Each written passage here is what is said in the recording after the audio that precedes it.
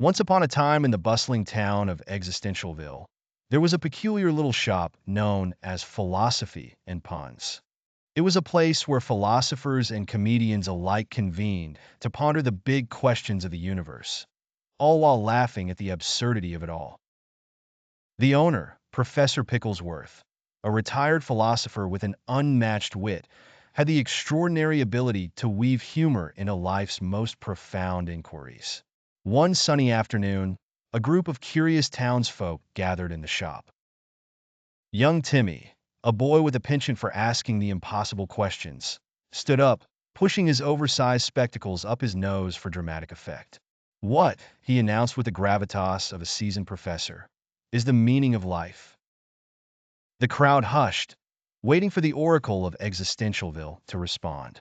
With a mischievous twinkle in his eye, Professor Picklesworth leaned forward, clasping his hands as if about to disclose the secrets of the cosmos. "Ah, young Timmy," he began, "the meaning of life is simple. It's 42." The crowd burst into laughter, but Timmy, unfazed, pressed on. "But really, how do we live a good life?"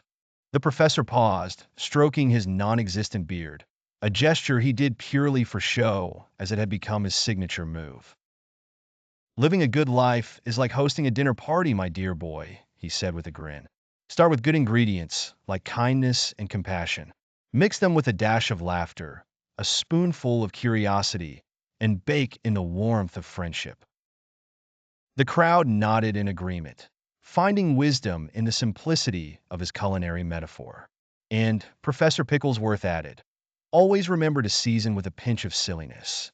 After all, a life without a little madness is like cheesecake without cheese, absurdly lacking." With that, the day's philosophical session concluded, and the townsfolk left with lighter hearts and broader smiles, determined to savor life's peculiar recipe.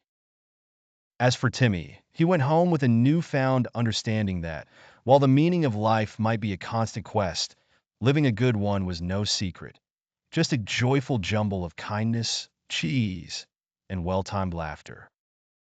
In Existentialville, life remained an ever-spinning carousel of questions, answers, and chuckles, a place where philosophy was as infectious as a well-timed punchline.